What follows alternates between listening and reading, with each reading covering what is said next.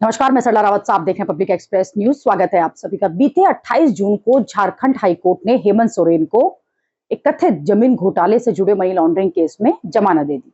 उसके बाद वो बाहर आए। बाहर आने के बाद शुरू हुआ झारखंड में मीटिंग्स का सिलसिला। एक के बाद एक मीटिंग होती है और मीटिंग्स का नतीजा 5 दिन बाद ही क्या निकल कर आता है।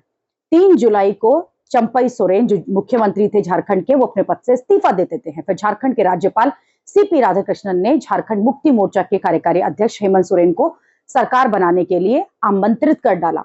पहले यह कहा गया कि 7 जुलाई को हेमंत सोरेन मुख्यमंत्री पद की शपथ लेंगे, लेकिन फिर अचानक 4 जुलाई की शाम ही हेमंत सोरेन ने झारखंड के 13वें मुख्यमंत्री के तौर पर शपथ ले ली। नए नवेले मुख्यमंत्री बनने पर ही उन्होंने अपने आधिकारिक ट्विटर हैंडल पर एक वीडियो पोस्ट किया और 5 मिनट के इस वीडियो में उन्होंने क्या कुछ कहा। उन्होंने कहा विरोधियों ने उनके खिलाफ षड्यंत्र रचा। कहा कि षड्यंत्र में वो कामयाब भी हुए। 5 महीने तक मुझे अलग तरीके से जेल में रखा गया। हमने कानूनी लड़ाई का रास्ता चुना। सड़कों पर आपने हमें भरपूर सहयोग दिया। अंततः न्याय के आदेश के अनुरूप और न्याय से पाक साफ करार देते हुए मुझे बरी किया।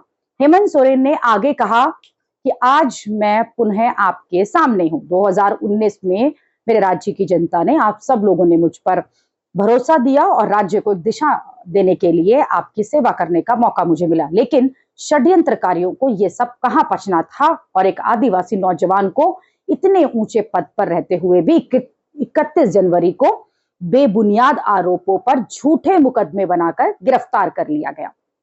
जेएम नेता ने कहा कि भगवान के घर अंधेर नहीं रहता है। कहीं ना कहीं आज आप लोगों की दुआ और आशीर्वाद काम कर गया है। 28 जून को बाहर आते हैं। उसके बाद सबसे पहला काम चंपई सोरेन को पद से हटाने का करते हैं। हालांकि ये भी कहा जा रहा है कि जेएमएम यानी कि पार्टी के अंदर कलह है और चंपई सोरेन नहीं चाहते थे कि उनका इस्तीफा लिया जाए, क्योंकि कुछ ही महीनों में राज्य में विधानसभा के चुनाव होने हैं और उससे पहले अगर उन्हें हटाया गया है तो इसका नेगेटिव असर आने वाले चुनाव में पड़ेगा। इसलिए वो चाहते थे कि जब तक टर्म पूरा नहीं हो जाता वो मुख्यमंत्री बने रहें और फिर जब चुनाव होते तो हेमंत सोरेन नए सिरे से मुख्यमंत्री बनते। लेकिन कुछ ही महीनों के रहने वाले चुनाव से पहले ही उन्हें हटाया गया। अगर राजनीति की बात की जाए तो यह भी कहा जा रहा है कि जबरदस्ती उन्हें पद से हटाया गया। अभी के लिए इतना ही। अगली खबर में आपसे फिर होगी मुलाकात। देश और दुनिया की खबरों के लिए आप देखते रहिए, आप जुड़े रहिए पब्लिक एक्सप्रेस न्यूज के साथ। धन्यवाद।